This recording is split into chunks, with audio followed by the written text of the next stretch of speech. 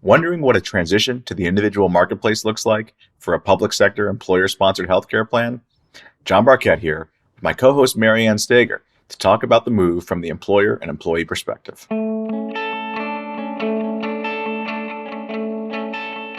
From Willis Towers Watson, welcome to Ion 65, a podcast for public sector employers concerned about retiree healthcare.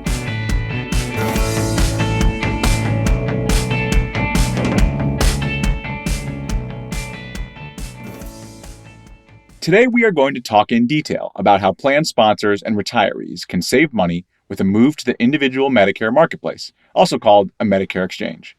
My co-host Marianne Stager likes to use this model to help preserve retiree healthcare, and she led the largest transition of this kind in the nation. So first, let's review how this model can save plan sponsors and retirees money.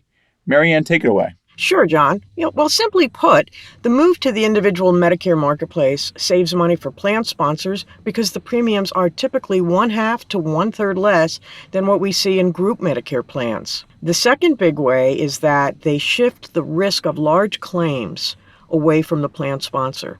So every year, if you have a group plan, you might have somebody who has had a lung transplant or has had really bad cancer and really drove up your claims, drove up your costs. Well, you lose all that risk because your retirees are now individually enrolled in fully insured Medigap or Medicare Advantage plans. And so that's huge. Now, that becomes important because your liability for future medical claims, or something called your OPEB liability, could go down, and you have more fiscal predictability, I like to say. OPEB, that's other post-employment benefits. That has to be reported on balance sheets showing what basically your long-term retiree healthcare costs are. Is that right? That's right. And as we've talked in other podcasts, this can hurt a government's bond rating and in the long run make borrowing money for them more costly. So it's a pretty important deal to lower that OPEB if you can.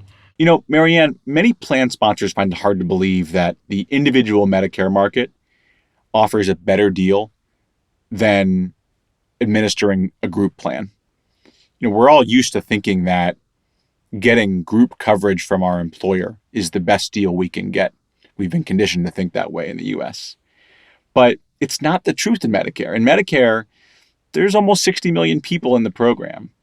That's massive purchasing power, massive economies of scale. And every day, 10,000 people turn 65. Many of these folks go right into Medicare, and that provides, basically new business that carriers can go out and compete for all the time. And that keeps competition robust and it keeps rates low. It's a mature and stable marketplace. Annual premiums don't increase very much. It's usually around 2 or 3%, if that. And there's typically much less medical inflation than you'll see in group plans. How do retirees save money when a plan sponsor decides to move their retiree plan to a Medicare exchange? Well, there are really two key ways that retirees save money. First, they're going to find that their premiums are lower than what the premiums typically are for a group plan. In my experience, I often see plans in the individual marketplace to be 1/2 to 1/3 less expensive. In fact, the coverage is more comprehensive. In fact, this is the second way that we see the individual Medicare plans saving money. Most group Medicare plans are not that comprehensive.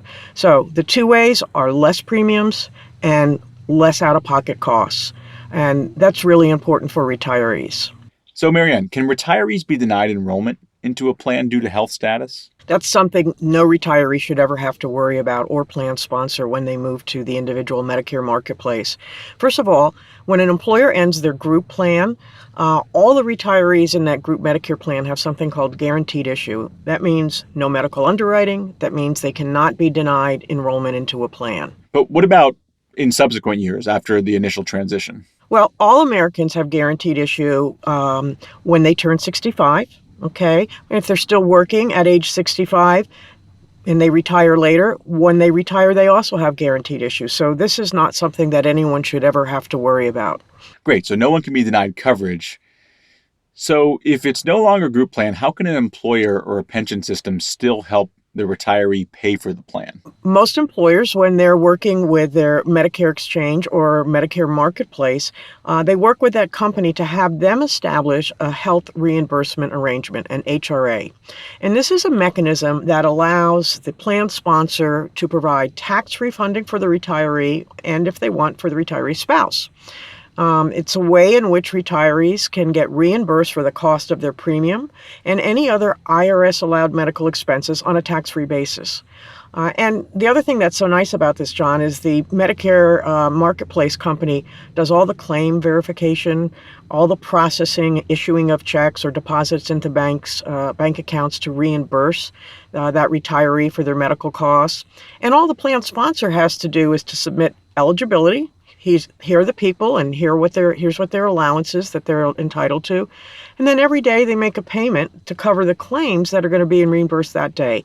So that's a whole lot of administrative work that comes off that plan sponsor's plate. Right. Now, as I understand it, Marianne, these accounts are like flexible spending accounts, but they have different rules governing them. So there's no requirement to use it or lose it, for example. And really, these accounts can only be funded by the employer pension system. You can't put money into them as a retiree. Is that right? That's right, John. And they also don't accrue interest. And they're what we call notional accounts. And this is important because that means the plan sponsor keeps the money back with them until a reimbursement claim is filed. And that's the daily sending of money to pay all the reimbursement claims that came in for that day. And that's important because if this plan sponsor has a fund to help pay for the future retiree medical costs, keeping it in the fund as long as they can allows them to have investment returns. And that could be a big part of what's funding their retiree healthcare benefit if they have this money invested. So it's really important that the account be notional, that the money stay back with a system where they can earn the money and not the Medicare Marketplace vendor. And Marianne, you're a big proponent of this model because it helps you achieve your mission of preserving retiree healthcare. Is that right? That's right, John. It simply makes it more affordable for plan sponsors and retirees, meaning they could very likely preserve retiree long into the future. And it also takes the administrative burden away from plan sponsors, as the company running the Medicare Marketplace contracts with various carriers, educates the retirees, they enroll the retirees, and handle the reimbursement to retirees for premium and medical costs.